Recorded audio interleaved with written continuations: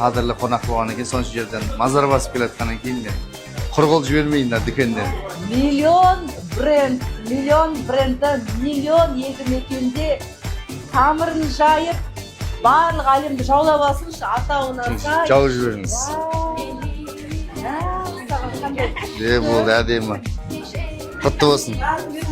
Қуаныштымыз, рахмет. Қанаттан осындай шапан киіп жатырмыз. Қанаттың қуанышына қалғымыз келмей негізі шауып келгенбіз. Жолдың аты жол ғой енді. Болды, ештеңе жоқ, бәрі әдемі. Жазылбасын. Киім саған қатын емес, қорықпа, екеуін алды.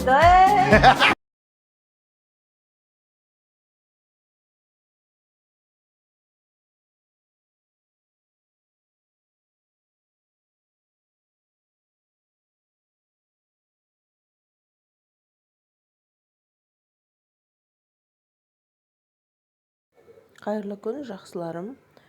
Тұрсынбек Қабатовтың тоқалы жақында мәлімдеме жасаған болатын. Неге Мөлдірдің тойына Тұрсынбек Қабатовты жібермедіңіз деген кезінде, оларда менің шаруам жоқ. Бармай қойған еркектің өзі, өз белгі өзінде. Барам десе мен қарсылығым жоқ деп жазба қалдырған болатын.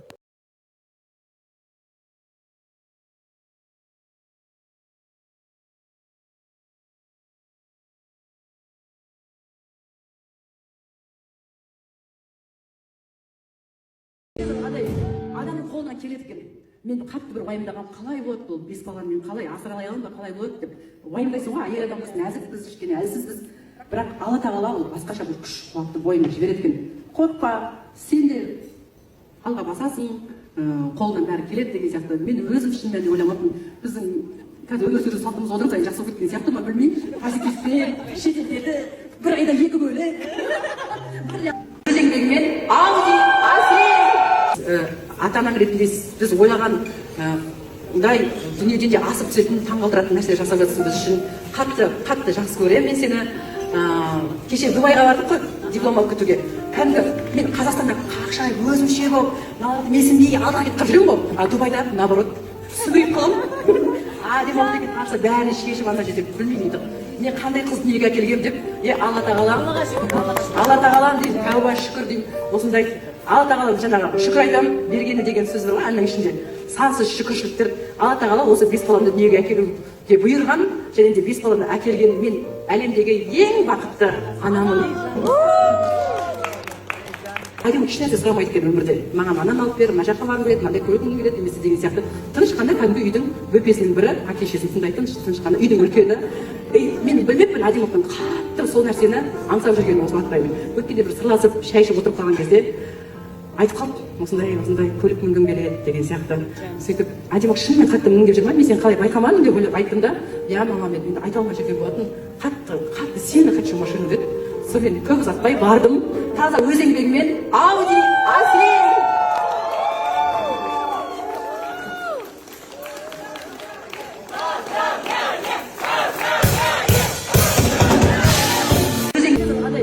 Адамның қолынан келеді екен. Мен қатты бір уайымдағам, қалай болады бұл бес баланы мен қалай асырай аламын ба, қалай болады деп уайымдайсың ғой. Әйел адамбыз, нәзікпіз, кішкене әлсізбіз. Бірақ Алла тағала ол басқаша бір күш қуатты бойына жібереді екен. Қорықпа, сен де алға басасың, қолынан бәрі келеді деген сияқты. Мен өзім шын мәнінде ойламаппын. Біздің қазір өмір сүру салтымыз одан сайын жақсы болып кеткен сияқты ма, білмеймін. Позитивтен, шетелдерді бір айда екі бөлек.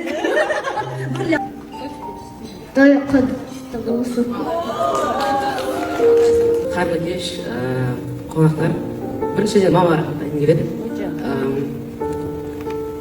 Мен сізді қатты жақсы көремін. Сіз сенің керемет анасыз. Мен үлкен ер адам болғанда сізге бәрін жазып беремін, уәде беремін. Сосын Райымбек, айым әдемі, мен сіздерді құттықтаймын. Қонақтарға келген көп рахмет. Мен мамаға үлкен рахмет айтқым келген. Себебі мама всегда рядом, мама нас поддерживает, бізбен бізге мотивация береді, любой кезде. Әдемі айым Райымбек, мен сіздерді құттықтаймын. Әдемі вот универ закончила. Я прям өскенде, в будущем дальнейшем атақты актриса болды, чтобы своих целей могла добить. Райымбек уже официально школьник. Рахмет, сіздерді өте қатты жақсы көремін. Мамам сізге рахмет, сізді қасыңызда жүресіз. вас очень сильно люблю.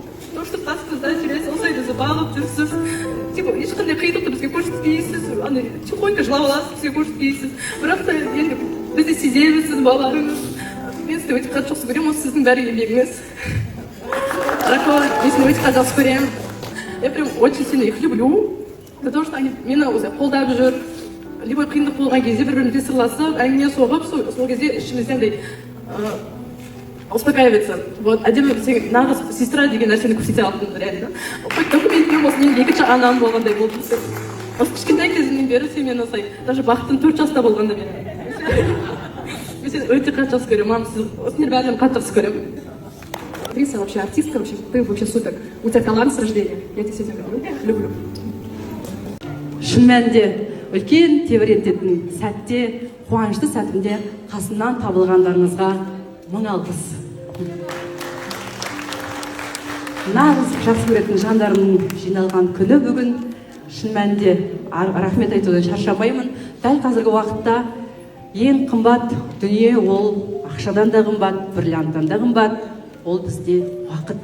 Алтын уақыттарыңызды бөліп, қасынан табылып, қуанышымды бөлісуге келдіңіздер. Қадамдарыңызға гүл бітсін, әр шаңырақта той болсын. Енді әдемі сөз бар. Ананың тілеген тілегі, дұғасы қайтарусыз орындалады дейді. Бүгін ананың әдемі қуанатын күні деп ойлаймын. Ананың балаларына деген махаббатының белгісі деп ойлаймын. Бүгінгі күнді мен ұзақ күттім. Дәл осы сәтте бір уақытта келіп қалған екен. Әдемінің дипломы, айымның мектепті аяқтағаны және Райымбек балаларыңыздың сүндеті.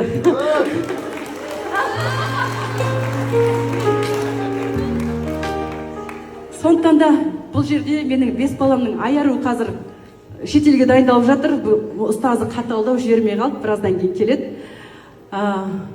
5 баламның анасы мен ғана емес, құрметті әдемі Нұриман, айым, Райымбек, айару, сендерде Аллаға шүкір. Әке де көп, ана да көп. Барлықтарыңыз анадай, әкедей тілек шеккендеріңізді білемін. Рахмет жандарым сол. Той құтты болсын. Бүгін еркін формат, қатып қалған қағида, ереже заңдылық жоқ. Кірем десеңіздер, кіріңіздер, шығам десеңіздер, шығыңыздар, билеңіздер, шаттаныңыздар. Ешкімді жаңағы міндеттемейді, биле, ән айт, отыр, тұр деп айтпайды. Бүгін өзіміздің шаңырағымызда, өзіміздің той деп қараңыздар, достар. Құрметті ағалар, апалар, інілер, сіңілдерім, барлықтарыңызды жеке дара жақсы көремін, жүрегімде орындарыңыз бар. Бүгін ешқандай ұялмай, қысылмай, рахаттанып, демалайық, шаттанайық, қуанайық. Қош келдіңіздер.